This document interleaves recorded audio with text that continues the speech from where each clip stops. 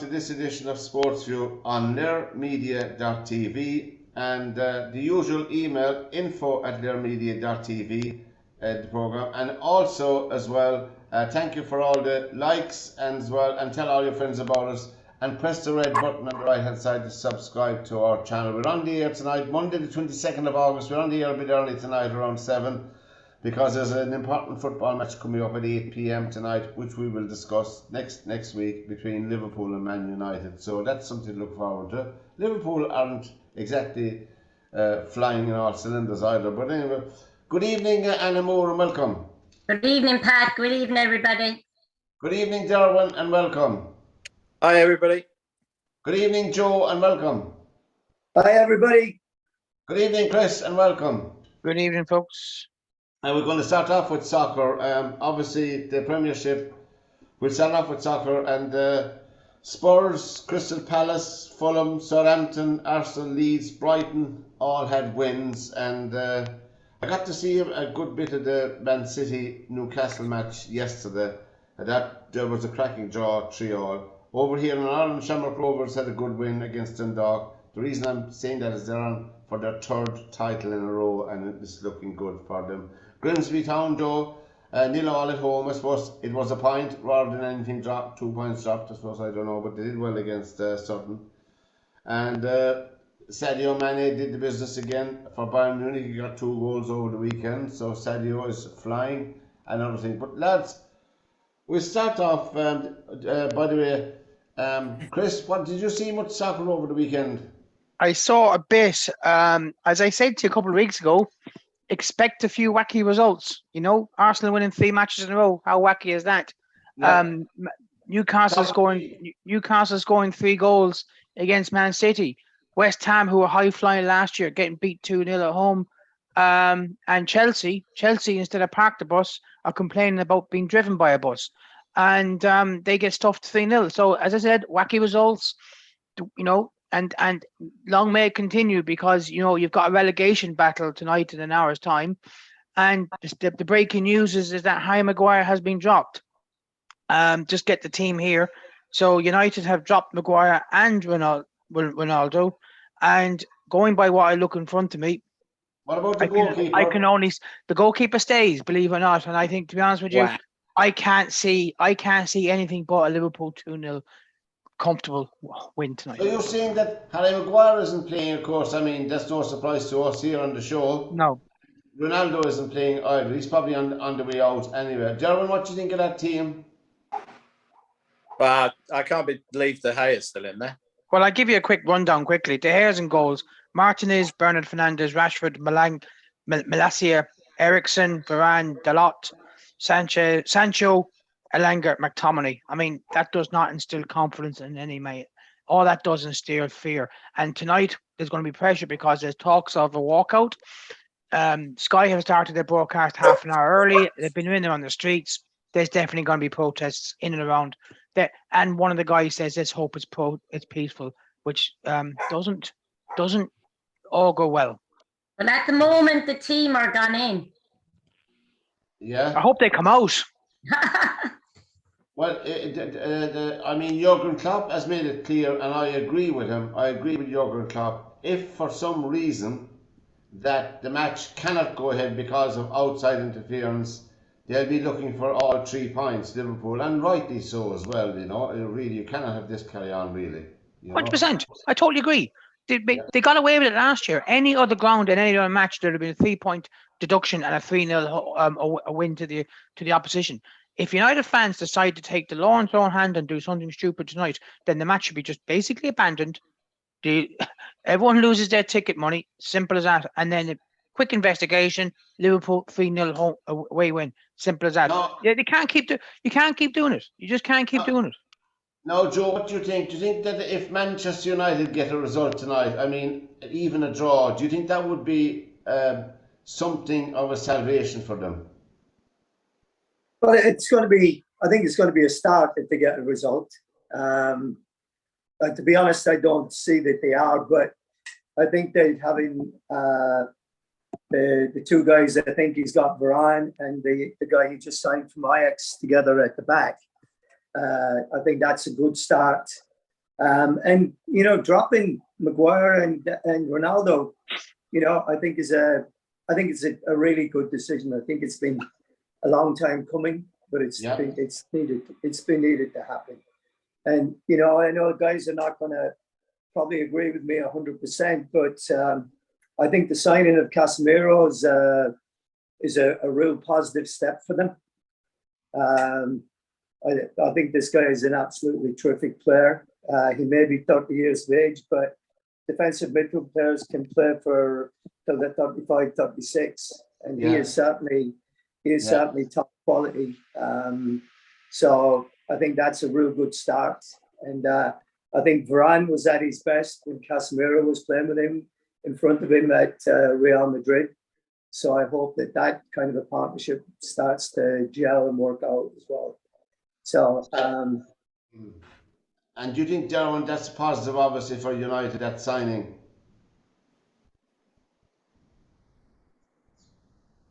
And, okay, I was going to say, Leeds, to me, I don't know what to make of Leeds. Did you see any of their match, Chris, Leeds United?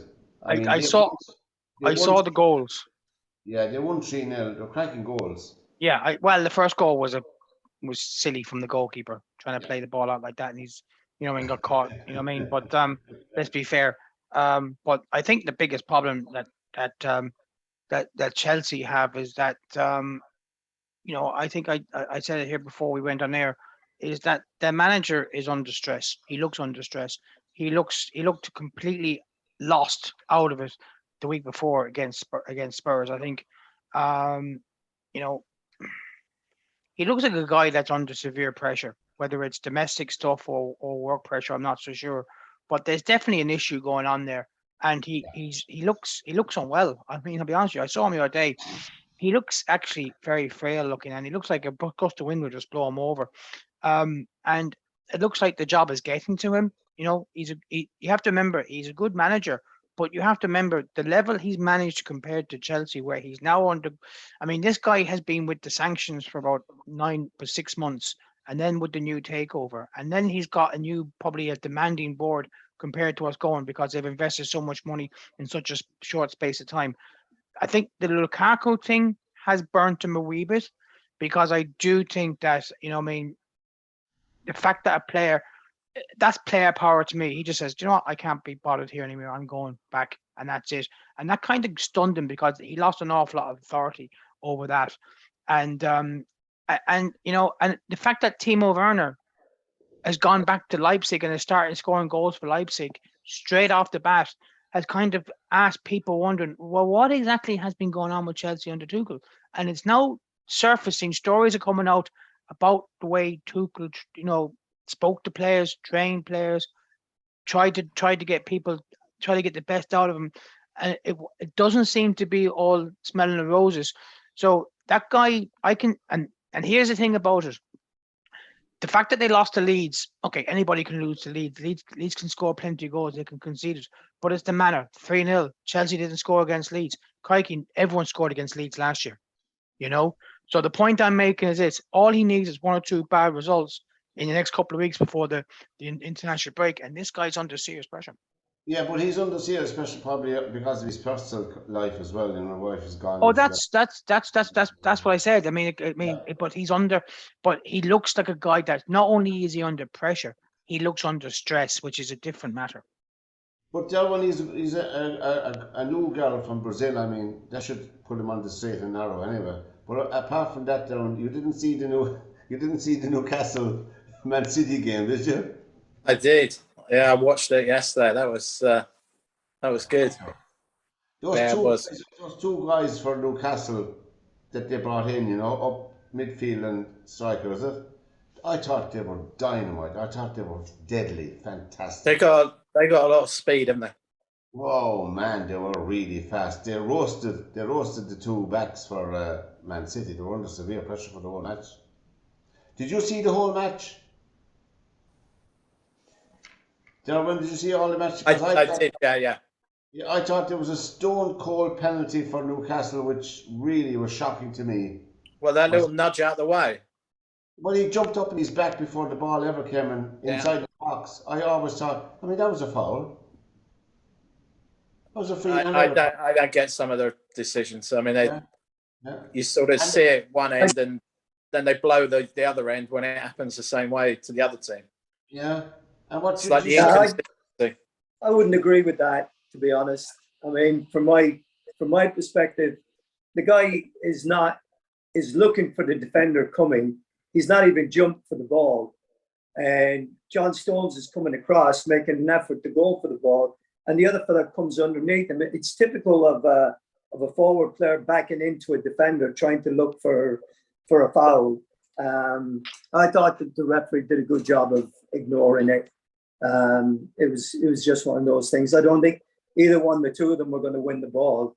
So it was, to me, it was one of those things that happens, and you just get on with it. But I thought it was a great game. I mean, Man City could have been 3-0 up in 12 minutes. Then Newcastle could have scored 3 goals again. Yes. And they really looked very dangerous once Joe Linton and the other Bruno Guimaraes got into the game. Those guys just ran the midfield. I thought they had all the answers to what Man City were trying to do. I mean, they're very, very athletic.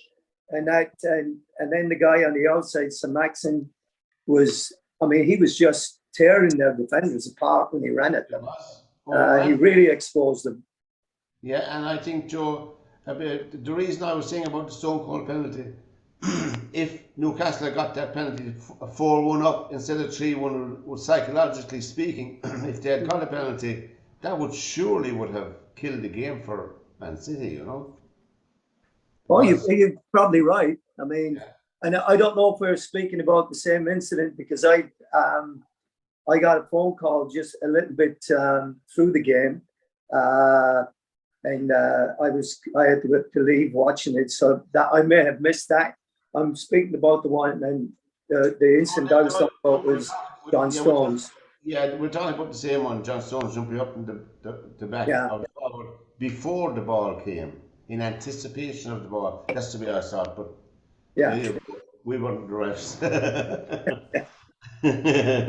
Anyway, as I said, SportsView is the programme, and tell all your friends about us. Our email is info@dermedia.tv. We're here on every Monday night. We're here early tonight, and this will be going out later on. There's one more Premiership match left to play, and it's on tonight, the 22nd of August at 8 o'clock. We're on the year before, so between Liverpool and Man United, so we look forward to that. info@dermedia.tv is our email, and press the red button. We'll just briefly touch a few more things. And boxing, there was a boxing match on over the weekend in Saudi Arabia. I didn't see many placards on Sky about the Saudi Arabian money. Unlike another sport, they'd be all talking about it. But anyway, so there you go, money talks. And of course, we'll take their oil as well and all of that. But we want to eat our homes, but you can't play golf for Saudi Arabian money. Isn't that a funny old world, lads? Isn't that a funny world? And Joshua and Usyk fought out. I saw the fight, most of the fight. I didn't look back at it fully, and really, Joshua was just pathetic. I think he's a very, very poor heavyweight. I always thought he was a poor heavyweight, anyway, for the size of the man. But Usyk is a glorified light heavyweight, no knockout punch. I think that the heavyweight division is in serious decline right now, because obviously Joshua's career is over. I don't know where he's going to go, What do you think, Derwynne? Did you see the boxing match at all? No, I listened to it on the radio. So, but I don't know. I mean, it to me, I don't know. All the outbursts at the end and all the rest of that. What was going on? Is he a bit punch drunk or something? He lost it there, didn't he? Yeah. What do you think, Anna? Did you see it at all? I did. I saw some of it, but the thing about it is, I really don't even believe Joshua won the Olympics that time. I never felt that he won that final. I really didn't. Yeah. I felt it was in London. Sorry, Derwynne, but I felt it was in London, and that's why he got it, because I couldn't see him winning it that day. I really have to say. But the other night, he didn't seem to even want to be in the ring, He didn't Yeah. even say. I mean, I don't know. I don't know. If you don't want to go in and you don't want to give it everything, then don't go into the ring. You know, but the money is big, and they'll go for the money. They don't care. And I would nearly think that Fury will come out of retirement again now and box Yusuf, whatever the Ukrainian's name. Yeah. Right. It's very sad that Tyson Fury's cousin was stabbed to death in Altrincham. I mean, really, that was very, very sad altogether, you know. But Joe, did you see any of the fight? I saw some of the highlights and the lowlights of it, whatever you care to call it. But yeah, to be honest, I've never been convinced of Anthony Joshua. I think he talks a good game, he talks a good fight, but really, for a guy that is his size and so well built, I would have thought that he would have done, more than he has. And it's always, I'm going to do this, I'm going to do that. And when it comes to the big thing, he just seems to not just have that extra little bit of, I want it more, I mean, Usyk, right, building up to this whole thing was, you could see that this guy meant business. I mean, he was serious. You just watched his face, his body language, the whole thing about him looked like he's here to do a job and only one job, and that's to win. And I think Joshua's got a good management team there with Eddie Hearn, and he paints a different picture to what reality is, doesn't he? Yeah, absolutely. But they always that's what makes them the money, and that's what makes people pay pay-per-view to watch them. In amateur boxing is a sport, professional boxing is a business. Yeah. And that's what it's about. Talk the talk to make the money. And that's what they do. Yeah. And Chris, did you see any of that fight? No, well, I saw the debacle afterwards, in fairness, when I got up on Sunday morning. But, let's be fair. By all accounts, it wasn't a great fight. By all accounts, the best guy won, especially the last 3 rounds. But I think the biggest question marks about it is that who allowed Joshua to do what he did after that fight? That's the biggest problem. And I thought years ago, not that long ago, there was a decision taken because of concussion and because of knockouts that there would be no interviews done inside the ring. But now it's crept back in. I mean, what should have happened was the two guys separate and then they do the interviews, whether they do the interviews in the dressing room, whatever, I don't know. But the decision was taken a good few years ago not to have that kind of talk or a microphone given to a boxer straight after the fight. We all complain about some interviews in other sports that could be done the moment after match, in the heat of the moment. It was obvious that the guy was still in the heat of the moment. Whether he suffered concussion, I don't know. But I don't, and they're saying his team let him down by not intervening. Listen, he's a big lad. You don't want to, if you're a small lad going in, whatever, when you got a guy who was so hyped up and so emotionally gone from it, then you'd be afraid of what he might do. I mean, he threw 2 belts out of the ring. He could have thrown somebody else out of the ring after the 2 belts. You just don't know what he'd be capable of. And and the point of the matter is that they now have to, and this is the biggest problem about Sky Sports and their boxing coverage. It has gone beyond an absolute joke at this stage, because what they're trying to do is straight after the fight, they're trying to sell the next fight. They're trying to get the guy who could be the next opposition sitting there, and then the barbs are being thrown one end of the ring to the other. It's disgraceful. It's got to stop. Somebody's going to get themselves seriously hurt. And even the weigh-ins, lads, they need to seriously. The weigh-ins is basically, it's borderline public order offences.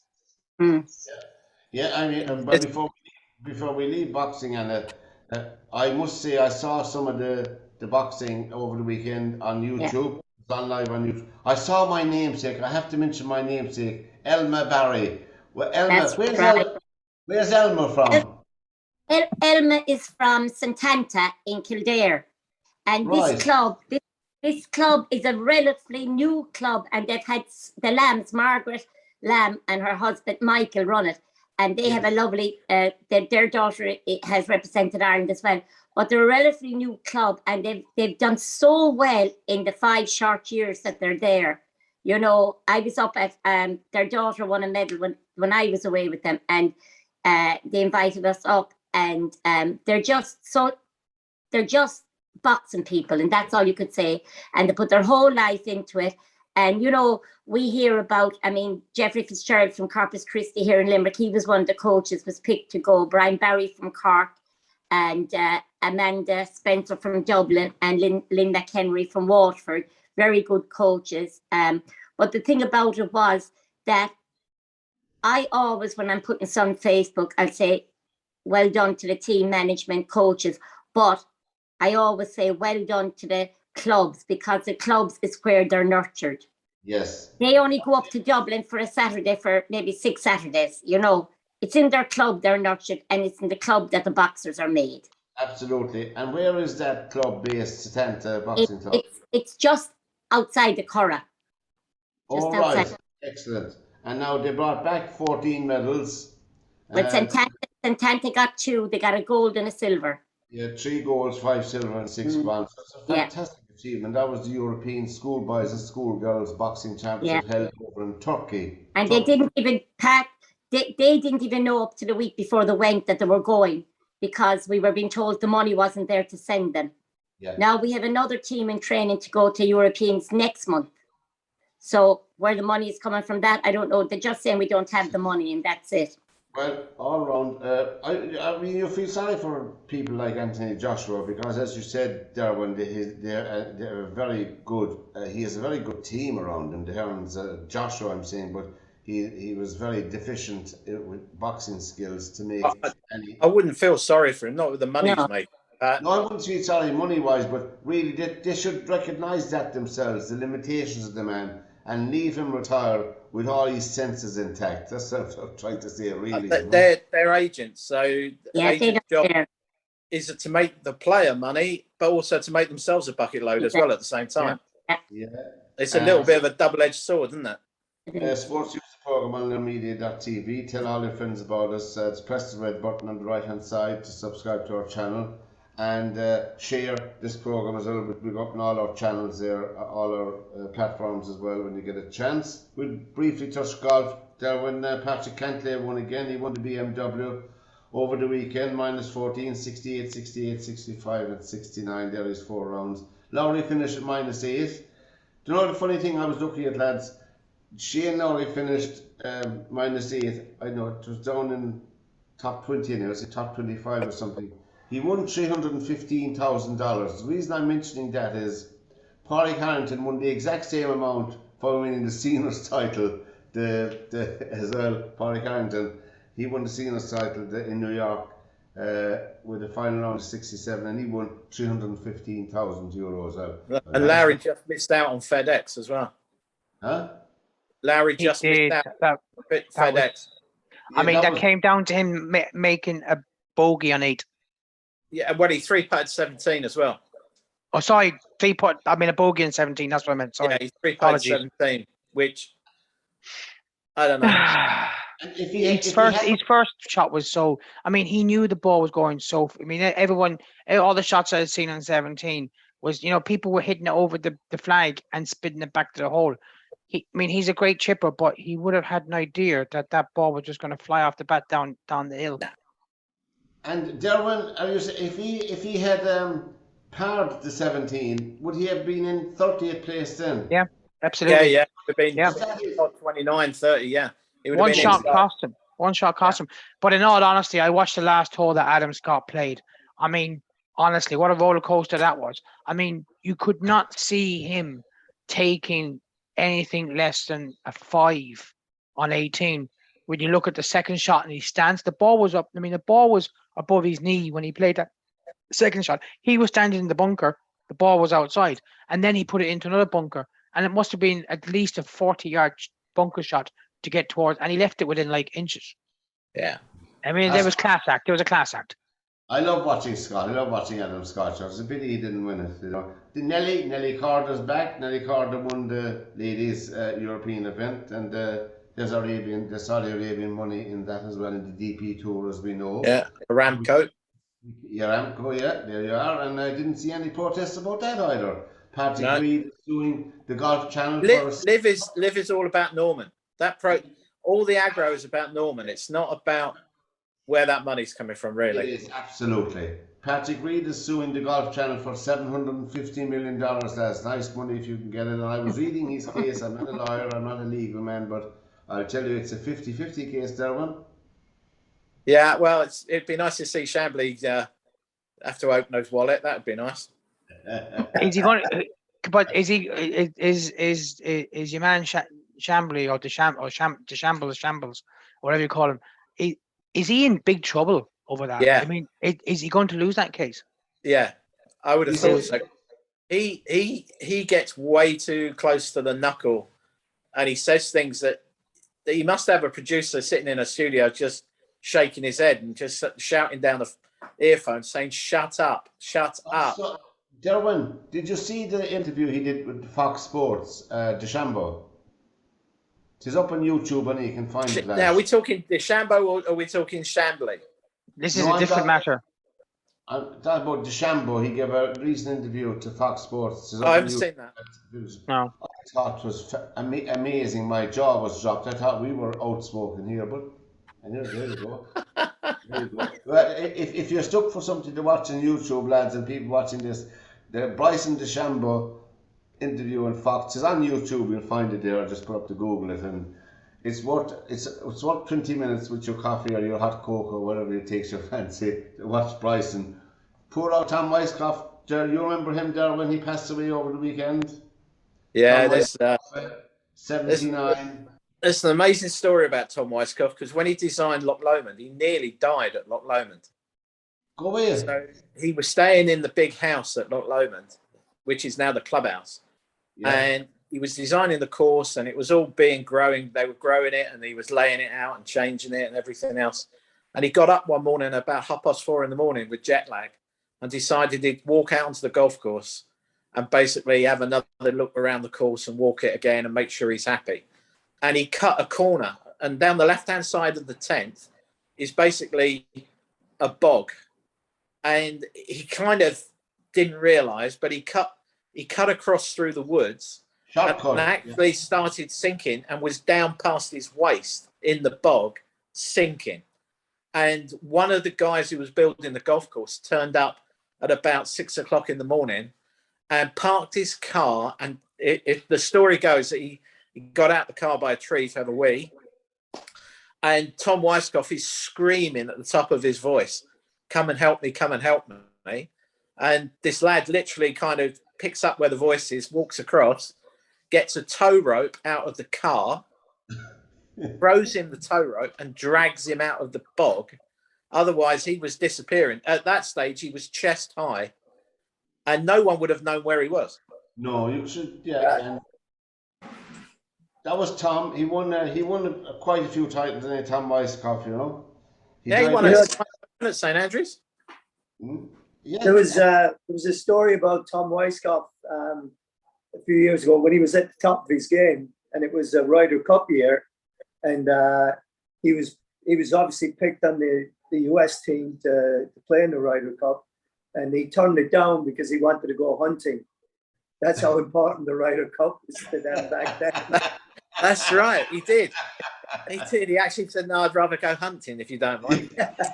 And another golfer would probably bite your hand off to get on that team. Oh, yeah. I think that was the same year, Joe, that Johnny Miller did the same thing. Oh, yeah, Johnny Miller. Remember that, yeah. Johnny Miller turned around and said, "This is silly going over all the way to Europe. Well, not Europe, all the way to Britain to play. I can't be asked with that." And I think he went surfing. I think that was like 75, 77, somewhere around there. What, yeah. Derwynne, was the Ryder Cup not a big thing in the 70s? No, because 1953 they drew. I think they drew again in 57. Yeah. And that's as close as they ever got to winning for about 100 years. Yeah, but the thing about it was, we say it wasn't. I mean, it's very prestigious now, and it's an honor to play in the Ryder Cup. So the way you're talking about these two men, to them it wasn't important. Well, No, there was a difference because it was yeah. Britain and Ireland. Then you see, you know, there was no Europe. It was only with the emergence of Seviano Ballesteros and Bernhard Langer that it became Europe in the 80s.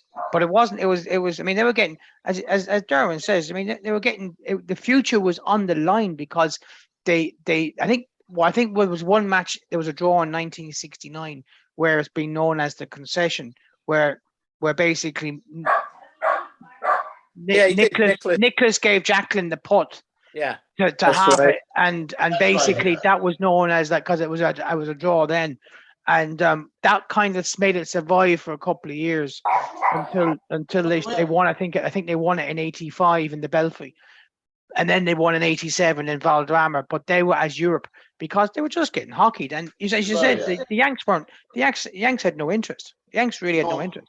Well, it was Nicholas that turned it round.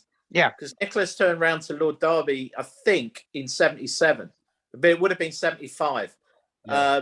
At '75, he said to Lord Derby, "You're going to have to do something about this because we're struggling to get the American players to play. Yeah, I think you need to get Europe involved in this." And that would have been Antonio Garrido, Seve, Manuel Pinheiro. Yeah, that would have been the three Spanish lads. Yeah, and if it wasn't for Nicholas having that conversation with Lord Derby, Europe would never have got in till years later. Yeah. Yes. And that was '85 was the turnaround. Yeah. But the Americans didn't even broadcast it until after the turn of the century. Well, there's a good story about in '83 at PGA National. They lost by 1 point. And Nicholas was captain that year at PGA National in West Palm Beach. And he literally kissed the divot that Lanny Wadkins made because Wadkins up and downed it from about 40 yards short of the green on 18 to half with Seve. And Seve hit one of the best golf shots the world will ever have seen.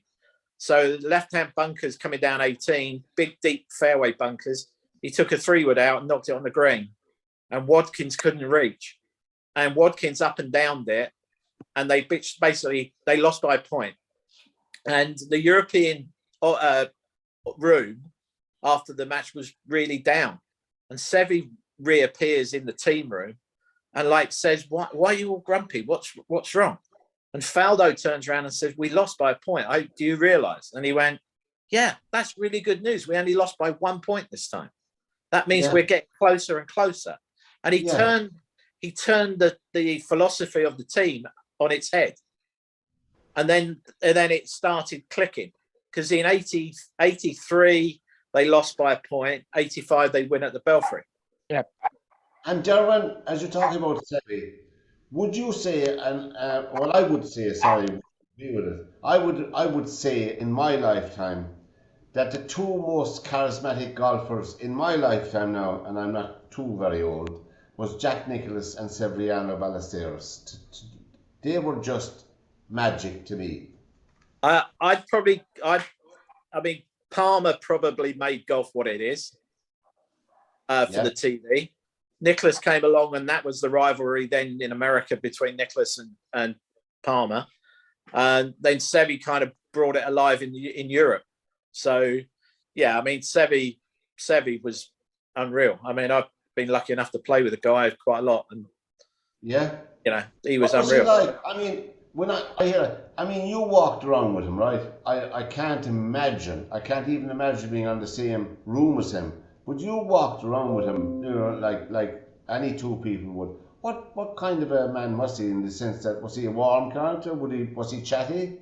Yeah, he's really funny, to be honest. He was a real character, to be honest. I mean, he obviously had an eye for the girls, and the girls had an eye for Seve. Absolutely. He was just a good guy. I mean, he was a great guy. I mean, when I was attached at Fox Hills, he had a house at Fox Hills, and one of the members sponsored him, and that's how I got to know him. And then I played practice rounds with him out on tour and stuff like that. And he was just a great guy. He used to come to a charity day that I used to run, and he would always turn up. You know, he might not be able to make golf, but he would turn up at some stage. Yes. And it was just fantastic. Oh, gee. I mean, he was so young when he died, you know. That was just so sad, and I don't know what to say. I mean, it's such a shocker, you know. Such a shocker. He would have loved all this live stuff. Huh? He would have loved all this live stuff. Would he? Would he? Yeah, because anything that went against the sort of the establishment, he would have just lapped it up. So you're telling me that he would be number one? The Severiano Ballesteros team would be one of the teams in Live Golf. I would have thought if he'd still been younger in his heyday, he would have jumped at it. Yeah. He did like a bit. And just before we finish on golf, as I said, Paulie Harrington won his second tournament. He had in the last 5 he's 2 wins and 3 runners up and a 3rd place as well in top 10 tournaments. So he's doing very well. That's Paulie Harrington. He's won nearly $3 million on the seniors tour. So there you go, Paulie. Nice. He's 50, just gone past 50. So there's hope for us all. Sports uses the program on their media TV. I'm watching the clock because there's an event coming up later on tonight. I forget what it is. But, that's your advancing years. That's your problem. Yeah. We're not forgetting what's coming up. Anna's just given Klopp a rub down with the Sporting Life. That's it now. But you know, lads, I know you're saying there about, that Liverpool will win 2-0 and that, but the way they're playing the last 2 matches, I'm skeptical. I really am skeptical. Yeah. No, you're just doubting Thomas. That's your problem. That's what it is. I mean, let's be fair. Now, Chris, I usually don't. I really don't. But between the midfield, the midfield is bad. Can I give injuries? We have so many injuries. Anna, can I give you the difference between Man United and Liverpool at the moment? Liverpool, you cannot be a bad team overnight. It's taken Man United 10 years to do that.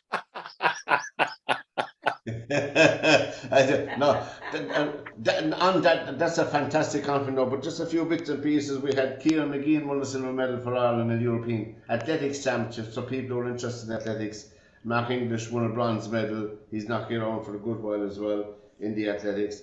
Darragh O'Shea, he's not young. Darragh O'Shea was appointed captain of West Brom, and he duly delivered in their 5-2 win over Hull over the weekend in the championship. So there you go. Another Irish player on the up, And also the Czech Masters just finished there on golf. I don't know much about the chap that won the Czech Masters. Maximilian Kiefer of Germany won the Czech Masters over the weekend.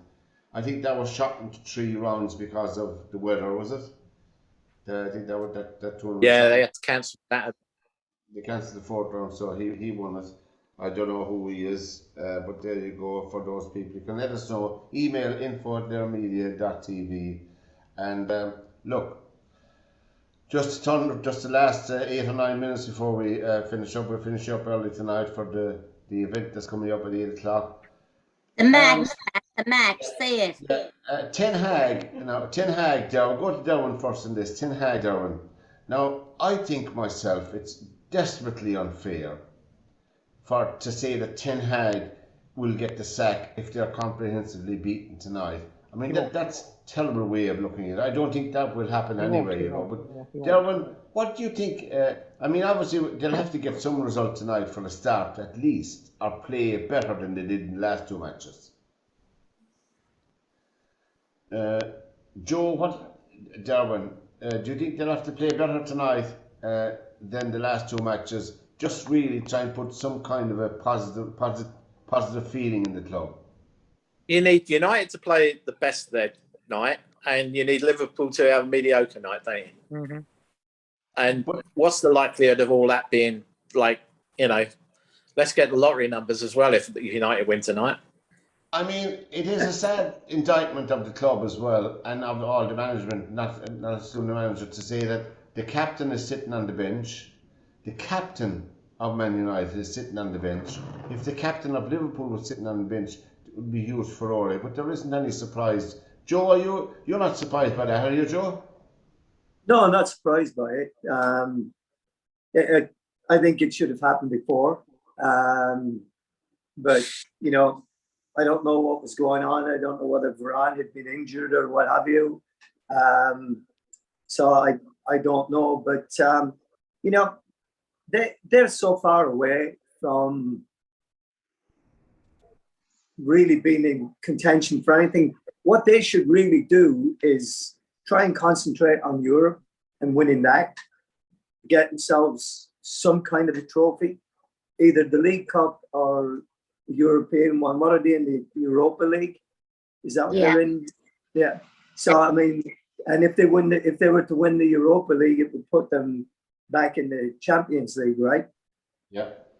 So I think that's their best avenue to getting into Europe, because I do not think they're going to make the top 4 this year. I think they'll be lucky to make the top 6.